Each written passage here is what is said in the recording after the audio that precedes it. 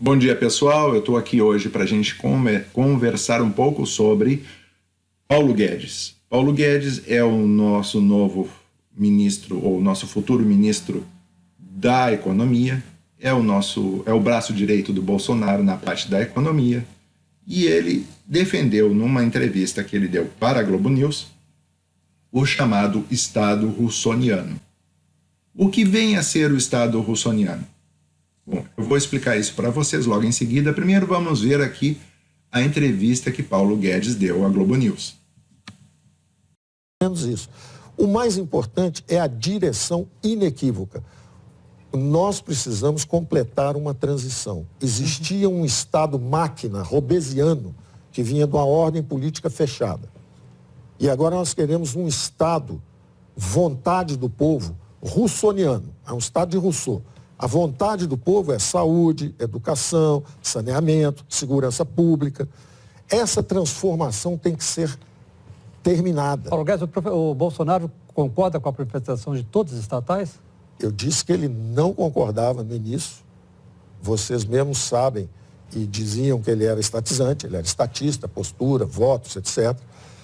Ele me parece pragmático. Quando a gente conversou sobre isso, eu falo, olha, eu só posso te ajudar se nós chegarmos à conclusão a respeito da missão. A missão é o seguinte: existe uma ordem politicamente aberta. São 30 anos de democracia, eleições a cada 2 anos, legítimas aspirações sociais de uma democracia emergente. Saúde, saneamento, educação, esse dinheiro tem que vir. E nós estamos numa transição inacabada do antigo regime para o novo regime. Por que a transição está inacabada? Porque o poder ainda está no governo federal e ainda tem muita estatal, muito imóvel, muita riqueza empossada. Isso tem que ser descentralizado para estados municipais. Perfeito. Júlia. O Estado brasileiro tem que ser feito de baixo para cima. É uma federação.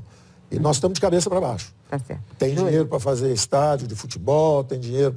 Primeiramente, o que Paulo Guedes falou numa entrevista para a Globo News foi que ele acreditava num Estado russoniano.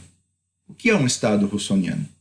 O Estado russoniano é o Estado de Jean-Jacques Rousseau, que era um suíço, que saiu da Suíça e foi para várias partes do mundo, mas ele participou muito na França da formulação da Revolução Francesa. As ideias dele, os livros que ele escreveu, foram muito importantes para que ocorresse a Revolução Francesa.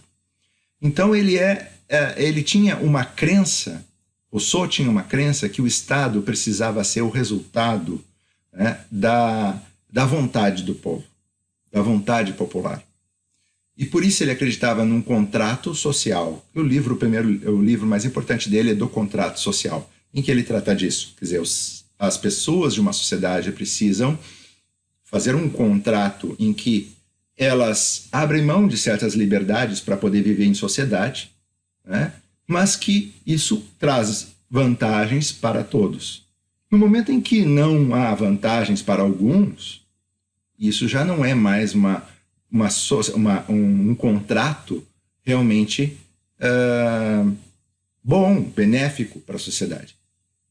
Né? Então ele acreditava o Rousseau acreditava que o Estado precisava ser subdividido em pequenos, como se fossem vilas, que se hoje a gente for olhar para a Suíça, e Rousseau era um suíço, então ele usou a experiência dele da Suíça como modelo de Estado ideal, né?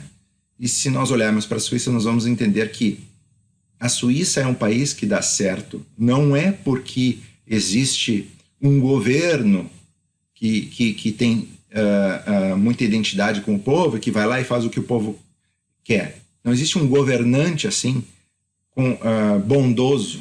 Não é por isso que a Suíça funciona. A Suíça funciona porque ela é invertida. Ou seja, o poder não está concentrado lá em cima no governo federal, ele está concentrado nas cidades. Né? Então as cidades elas têm uma autonomia para criar suas próprias políticas. A própria administração das cidades, às vezes, é diferente uma da outra. Até leis são diferentes umas das outras. Então, o que acontece é que também o dinheiro fica centralizado na cidade, né? Aqui no Brasil não, aqui a gente tem que recolher impostos e mandar para Brasília, e depois Brasília define o quanto vai voltar para cada estado, né? E isso acaba que, claro, o dinheiro vai para lá e não volta, né? Eles pegam uma parte para eles e dão uma merrequinha, eles distribuem para quem interessa, para conseguir mais votos para se reeleger, e acabou por aí. Então a gente vê uma grande desigualdade na distribuição de renda, né, para os estados da federação. Na Suíça são 26 estados, chamados cantões. E esses cantões, eles funcionam como se fossem países independentes. E é isso que o Paulo Guedes, o ministro da Economia do Bolsonaro, ele estava falando que nós precisamos fazer essa transição, tá, de um estado centralizado para um estado descentralizado, onde os estados assumem a função de um país, como se fosse de um país independente.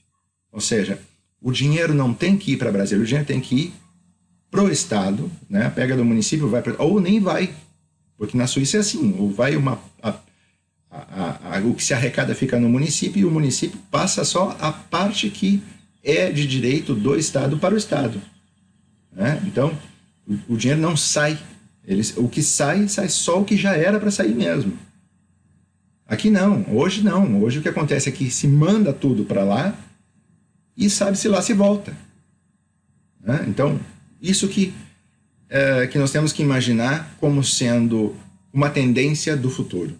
O municipalismo, tá, é uma tendência, ou seja, o poder tem que voltar para a mão do povo. E para isso ele precisa se organizar localmente. Ele precisa pegar esses recursos financeiros e deixar no município e administrar diretamente. Na Suíça ocorre em muitos municípios, e a maioria dos municípios suíços, eles são muito bem subdivididos. A maioria dos municípios suíços tem menos de 600, 700 habitantes. Tá? Mas eles, então seria como se fosse a população de uma quadra, né, que é uma quadra de uma cidade menos de 1.000 habitantes, mas numa área geográfica, a cidade geralmente são áreas grandes, como se fosse um bairro. Então, tu tem uma população de uma quadra vivendo numa área como se fosse de um bairro, certo? Então, eles têm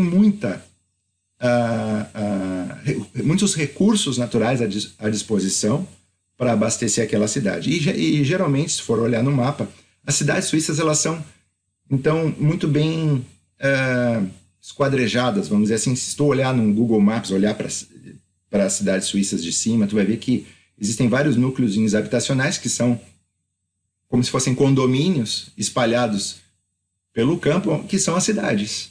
E ao redor dessas cidades tu vai ter uma grande área plantada, que normalmente eles fazem um sistema cooperativo de produção, ou seja, os donos das áreas se reúnem, eles moram naquele núcleo habitacional, mas as áreas ao redor que pertencem a eles então trabalham ela de forma cooperativa. Eles formam uma associação, compram o melhor maquinário possível e fazem um projeto, um plano de uso dessa terra, né?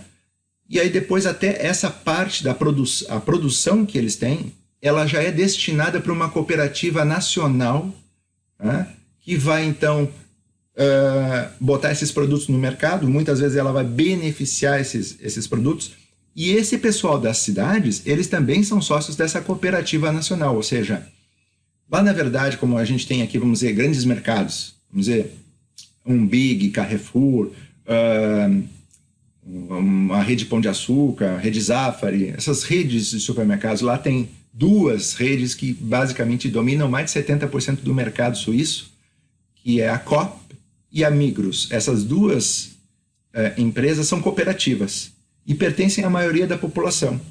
Então, imagine que você seja dono do próprio mercado que você vai comprar, certo? Você vai lá, compra, e aquilo que lucrar, aquilo que o mercado tiver de lucro, ele vai depois te repassar de volta. A distribuição de lucros da cooperativa, certo? Então, o que acontece lá é uma estrutura social muito bem planejada. Mas ela é fruto do quê? Da democracia direta que acontece nas cidades. As cidades, então, a população muitas vezes se reúne, 700 habitantes é fácil de tu reunir, né? Num ginásio, numa praça, eles se reúnem, então, muitas vezes eles distribuem um cartãozinho, nós vamos ver uma foto, eles distribuem um cartãozinho para quem tem direito a voto na cidade, né?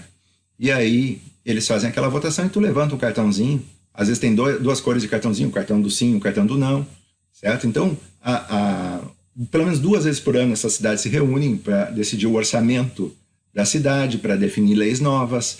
Então, isso é uma prática normal na vida do suíço, né? Que ocorre depois semelhante depois na questão das leis estaduais e federais. Porque o suíço, o que acontece? A cada 3 meses o suíço recebe em casa um envelope, né, que vem as leis estaduais e federais, onde ele vai, então, poder botar no correio ou botar numa urna específica a votação que ele fez. A cada 3 meses, então, vem algumas leis novas para ele votar e vem um livro explicando o que ele deve votar. Explicando, aí vem para cada lei vem um texto que é favorável à aprovação da lei e um texto que é contrário à aprovação da lei. Ou seja, você pegam pessoas que são contrárias àquela lei e elas elaboram um texto e vem no livro. Outros, os que são favoráveis, também elaboram um texto e vem no livro. Então, tu pode ler aqueles 2 textos e tirar a tua conclusão, né? E a partir dali tu bota o teu voto e está feita a votação. Ou seja, a lei não é aprovada se o povo não aprova a lei. Então, existe um parlamento que vai lá e que cria leis, mas essas leis, as leis constitucionais, as leis importantes, elas não são aprovadas a não ser que o povo vote diretamente na lei. Essa é a concepção do Estado russoniano que o Paulo Guedes estava se referindo. E é o que nós acreditamos que tem que realmente acontecer, porque a Suíça é um exemplo no mundo de democracia, de transparência, e lá também as armas são liberadas. Mas por que as armas são liberadas lá? Lá o próprio povo é o exército. O próprio povo vai servir, chega aos 20 anos, o jovem, o homem, ele é obrigatório que ele vá servir, a mulher é opcional, ela pode ir ou não, né? E eles voltam para casa trazendo a farda, o fuzil, a pistola, né? O que é necessário caso houver uma guerra, eles trazem, claro, com um grande rigor, eles devem guardar aquilo com muito cuidado em casa. Então todo o povo lá é parte do exército, certo? O que acontece é que não existe um pequeno exército, claro, de especialistas, que é vamos dizer, o piloto de avião de caça, né? Os generais que estudam, existe um curso superior específico para militares, então eles aprendem as técnicas, tudo, e aí segue uma carreira militar, mas é muito pequeno, porque a grande maioria da população é que realmente é o exército. Isso garante que nunca ocorra, por exemplo, um golpe militar, não tem como, porque o próprio povo são os militares, eles não vão dar um golpe neles mesmos, né?